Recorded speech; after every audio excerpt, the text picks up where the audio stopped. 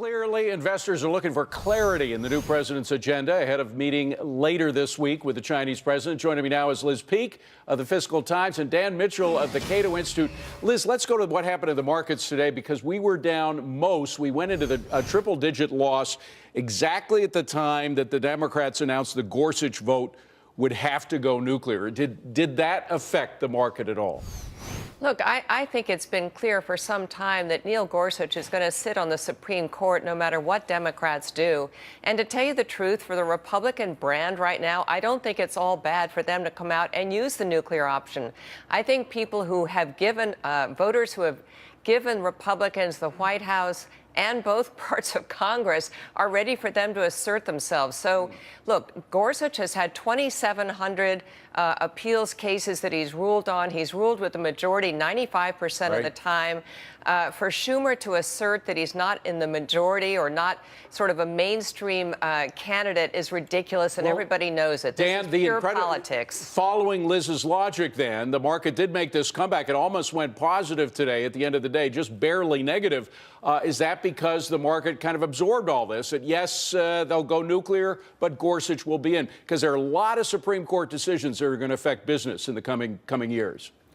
I assume from the start of the year that everyone knew that Gorsuch would get confirmed at some point, whether they use a nuclear option or not. I would assume that the markets care a lot more about whether or not they can somehow get rid of this dysfunctional actions on Capitol Hill and actually do something on health care and tax reform.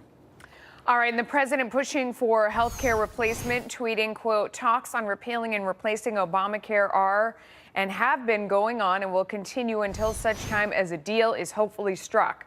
And Senator Rand Paul is on the same page after golfing with the president. We had a great day with the president today. We did talk about some health care reform. I think the sides are getting closer together, and I remain very optimistic that we will get Obamacare repeal.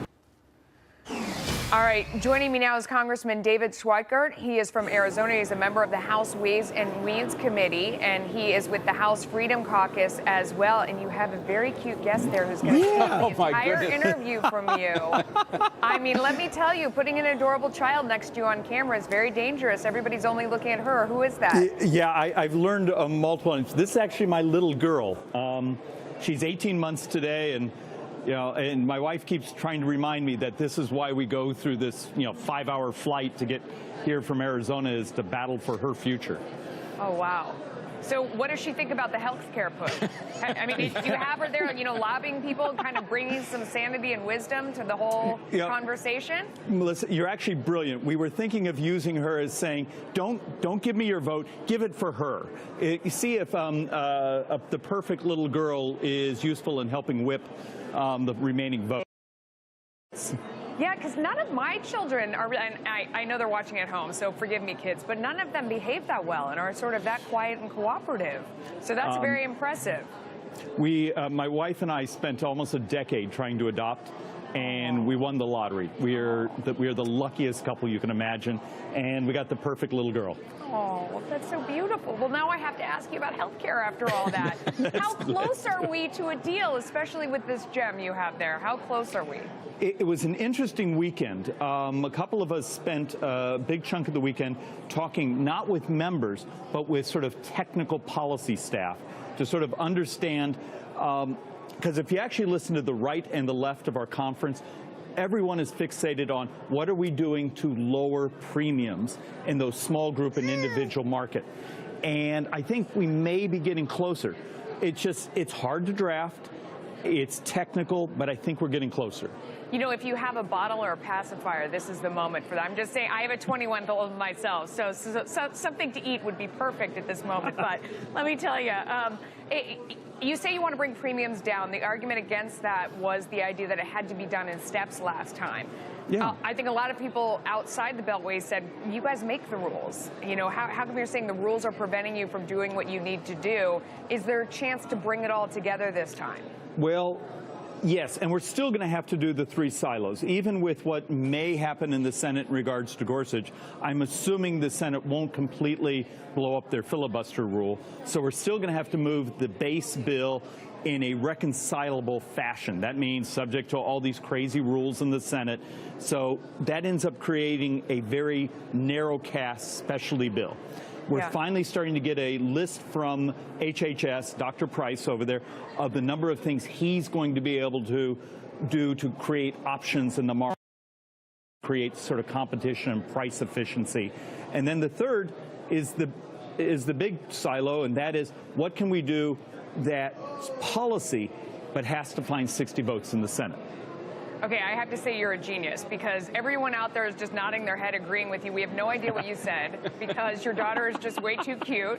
So we're all smiling and agreeing you're a genius. And she proved me wrong. She found her fingers there, which is always better than a passy. So there you go. Congressman, thank you for coming on. We appreciate it. You brightened our day, I've got to say. All right, we're going to bring in Liz and Dan to react. And Dan, you have to manage to be as cute as an 18-month-old girl. Go ahead. I don't think there's any way I can compete with that. Good luck. Instead, I'll put everyone to sleep by saying the real fight that's going on is what can you do to take away these Obamacare regulations that force up the premiums?